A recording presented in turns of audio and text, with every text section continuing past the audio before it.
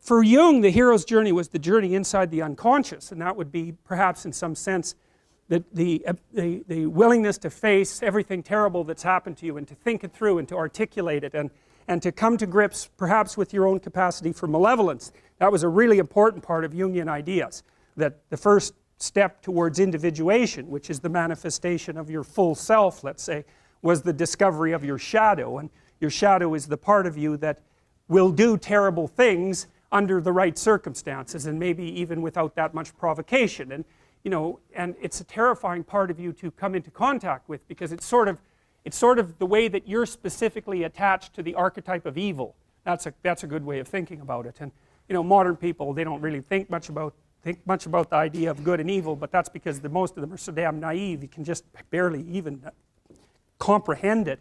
You know, if you read any history, if you really read it, like, and you don't come away with the idea that evil exists, it's like you're just reading the wrong kind of history, you know.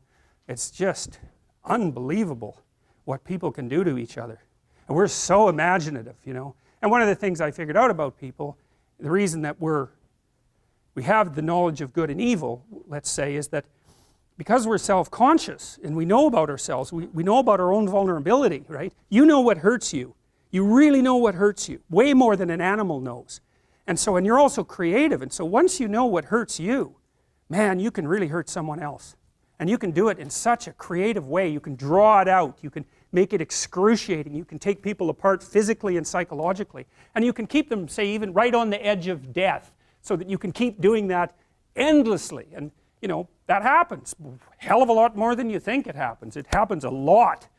And so, well, and you think, well, you know, that doesn't involve me. It's like, oh yes it does, man. That's the problem, because you know, you're human, and that's the sort of things that human beings are capable of. And I'm not saying it's all probable that you do that ever, or that, but I'm saying that, you know, you got to take that into account.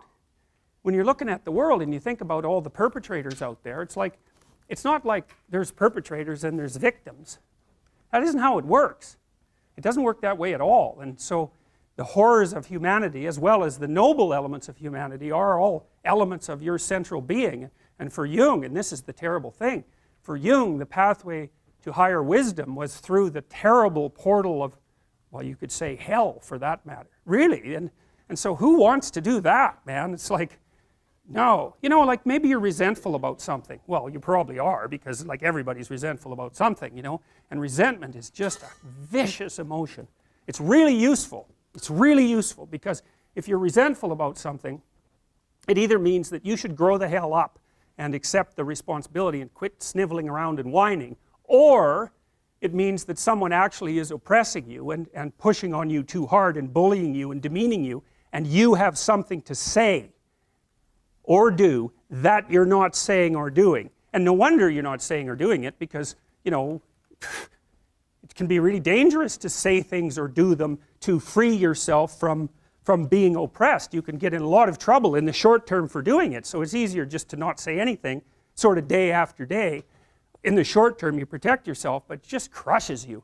And then the resentment comes up, and resentment, man, that can just get so out of hand, you know. It starts with resentment, and then it goes to the desire for revenge, you know, because you'll play nasty little tricks on the person that's oppressing you. At any chance you'll talk about them behind their back, and if they want you to do something, you'll do it badly, or you'll do it grudgingly, or you'll do a half-rate job, and you'll set up little traps, and you know, so it puts you in a poisonous space. And then if you really start to dwell on that, say, in your basement for 3 or 4 years about just exactly how terrible the world is and how that's focused on you and how everyone's rejected you, and how you get to this point where you're thinking that, you know, existence itself is a kind of poisonous endeavor, and that the best thing for you to do is go out there and do as much, you know, create as much mayhem as you possibly can.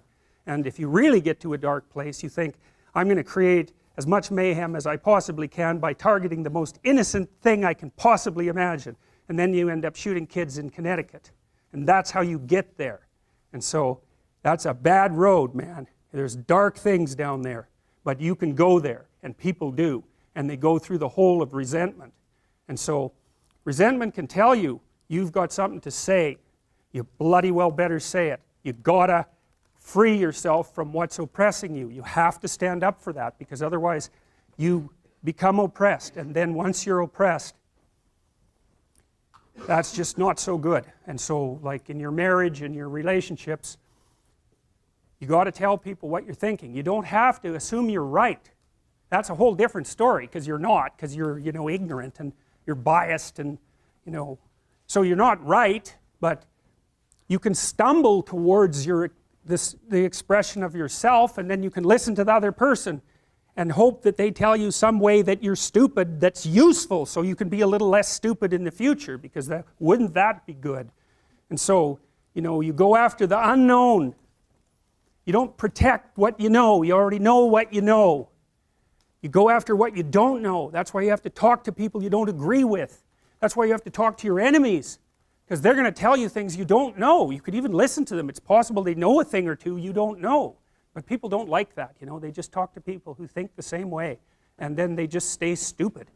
And so that's not good, because if you're not wise, the world will wallop you. It'll flatten you, and far more than it has to. And then you'll be bitter and resentful, and you'll be part of that force that wallops instead of the force that fights against that.